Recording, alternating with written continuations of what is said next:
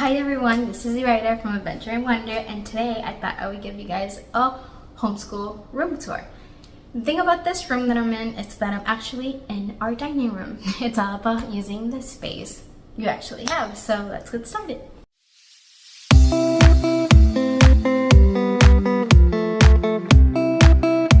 Okay, so first I thought I would give you all an overview of the room. Like I said, this is our dining room. And we have a breakfast nook too that we do all our meals, so we weren't not using this. When it was time to do a schoolroom, this was the obvious place. It already had a table, we were not using it, so this is our schoolroom. You can see we have some decorations up. This is all for the first day of school. We're actually on our first week of school right now. I have a video all about the things that we did to celebrate the first day of school, and to get some ideas, if you want, I can link it down below. But yeah, this is our dining room that we converted into our homeschool room. It's actually right off the front door, so this is the first thing everybody sees, but we're kind of proud that we're homeschooling. Okay, so starting with this corner right here, above our curriculum bookshelf, we have our weekly bulletin board. This is where I put the stuff that we're mainly going to be talking about or learning about the week. He knows kind of what's going on by looking up at this. And then right above our bookshelf, it's our days of the week and our calendar work. I think I have a short about this, but this is the Waldorf style days of the week.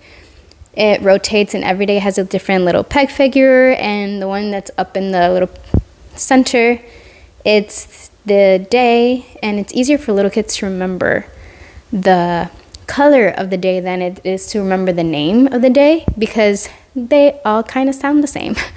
So we do this first thing in the morning, and then we do our calendar. We'll put the next letter, and I painted all these to correspond with the Waldorf colors. I also have, this is a temporary home because I still have to finish the rest of them, but these are some of the peg dolls that I'm doing for our story basket, because we're going to be doing Winnie the Pooh with Blossom and Root. This entire thing is the curriculum and materials we're using for this year.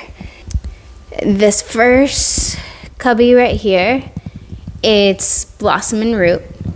This is our language art. And these are kind of their spines, the ones that are going to be used more than once. This is the teacher guide and the workbook. This side over here, oh, this is part of this. This side over here, it's Blossom and Root early years that we're using for art. That's the same thing that's over here, the artist study. We're taking from early years. This over here is our torchlight section.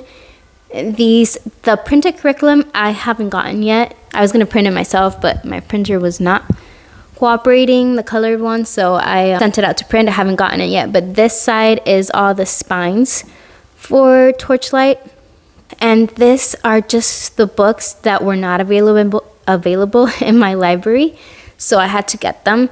All the rest of the books that we're going to be using for torchlight, I'm going to get from the library. This cubby right here is our math. We have our Singapore math dimensions, and we have a few manipulatives right here. I have some blocks, and this is the teacher's guide, more manipulatives. And then down here is kind of our letters, English language arts.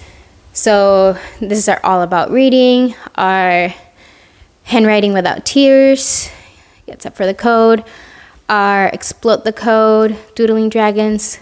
This is all from the pre-reading, all about reading.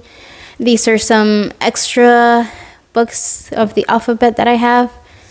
This is my binder, some extra resources from all about reading and other things. And this we kind of used last year. It has some, it was expensive. And since I just got this, I know there's like a whole program, maybe it would have been more worthwhile. We did use some of the little songs here. I still use it with All About Reading. It was good, but I don't think it was worth the price. But this is the Haggerty Phonemic Awareness. But apparently it's really good for classrooms. This cubby is all our, it's kind of packed in there, all our letter manipulatives. So everything we use are magnetic letters, and this actually is just, this is where it fit. This is our Prodigy's music bells, so this goes with our music program. This is the sand tray.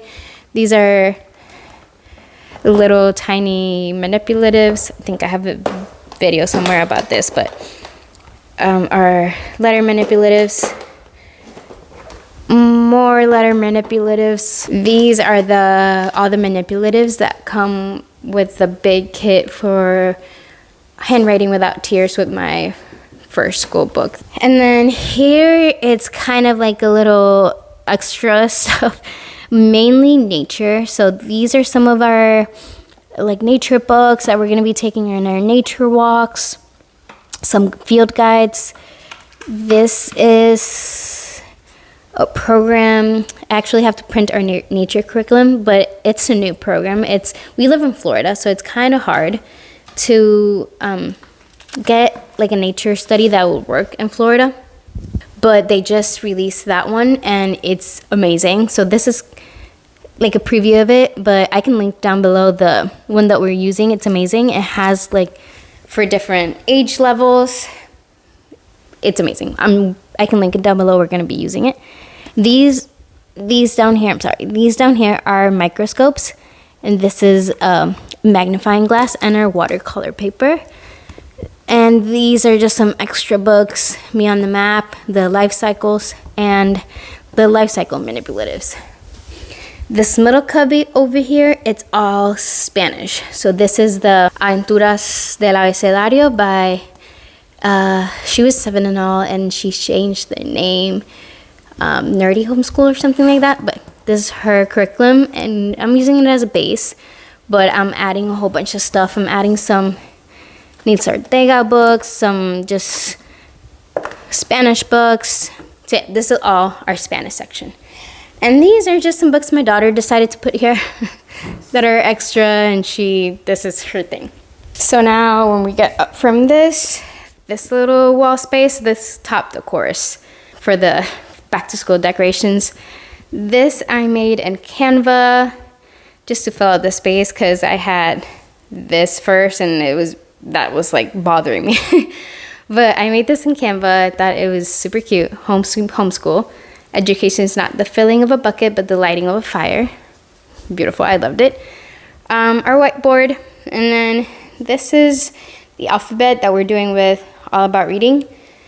All About Reading has some posters, but the uppercase and lowercase are divided.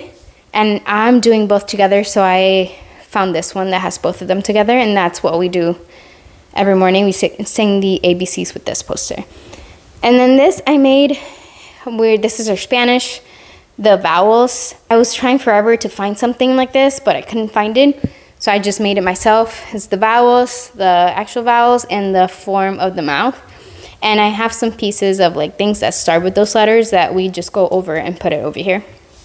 And here I have our weekly to-do list. It's visual, so that way my daughter kind of sees what we're doing and we just kind of check it off. This has been really, really good. It's been working great for her and keeping me on track too. Because if I can see it, I can do it. And below from that, I put some little shelves, and here's where I put the books that we're going to be doing that week. So anything that's part of the curriculums that we're going to be reading out loud, put over there so she can see it and we can go over them and see them multiple times a day. Then I'm going to back away, and this is our table. I'm using just our normal dining room table. This chair, it's from Ikea, and it's amazing because it turns any table, like adult-sized table, turns it into a kid's table. This is the perfect height. They can sit there, and it has like footrest, so she can have like proper posture to sit, and it's been amazing. And now I just have to get a second one because my son and my daughter fight over it all the time. So I can link it down below too. This has been amazing. And here I have some, I think these are from Target. This one's mine. It's just sticky notes. It's very organized, as you can see. It's just thrown in there. Extra dry erase markers, staplers, labels for the bulletin board. And this is kind of hers, but kind of mine. These in the center are mine. But yeah, glue sticks, tape, markers, her pencils. I have these tiny pencils that we use for her. They've been great. So yeah, this is hers. Then backing up the other corner over here, this cart I've had forever. In the top, it's basically some craft supplies. I have construction paper, a folder where I put some of the work that we've been doing in there that we don't want to display. These are some clipboards that we sometimes use to take out. These are some extra for me. These are the flashcards that I use for a bulletin board. And this I use for the artwork that we display. This is going to be where we keep our peg dolls for our story basket. And in the bottom there are dot markers. This is the hole puncher. And this right here is the crayons. Crayons for my daughter. Crayons for my son. And coloring pencils. The bottom ones are kind of underused, but this one's my daughter. She has her coloring book, a notebook that she just doodles on, and her big box of just crayon pieces. This is my portable bag to take homeschool everywhere. That's the only place it fits because it's really big. And this won't go here, but my daughter wants to see them all the time, so for a little bit they'll be here until I can move them. These are some games we're going to be doing this year.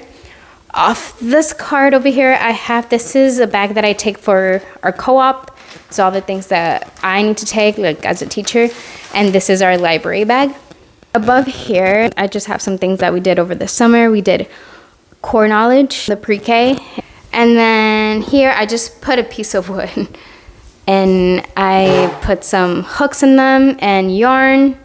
And this just display the artwork and the stuff we do. This is just some things we did over the summer. Still haven't put anything we did this week. The first week of homeschool, I haven't put anything up, but this is just some summer stuff that we did. Under this little table, I have our morning basket.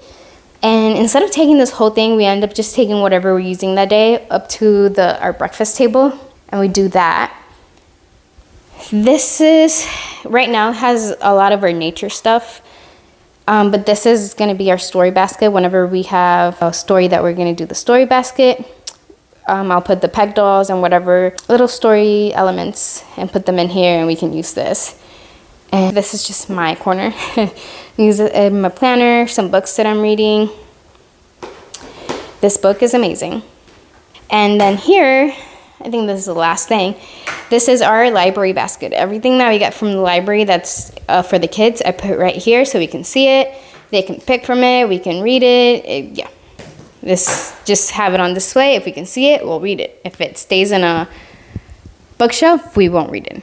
This is our room, and it's been amazing because we're using a space that we were not using, and we enjoy it. It's right against our kitchen, right in the heart of the home, so it's been very practical as well. I hope this video was useful for anybody, or you enjoyed watching. If you have any questions, ask them. I'll try to link as much as I can down below, and I'll see you in the next one. Bye.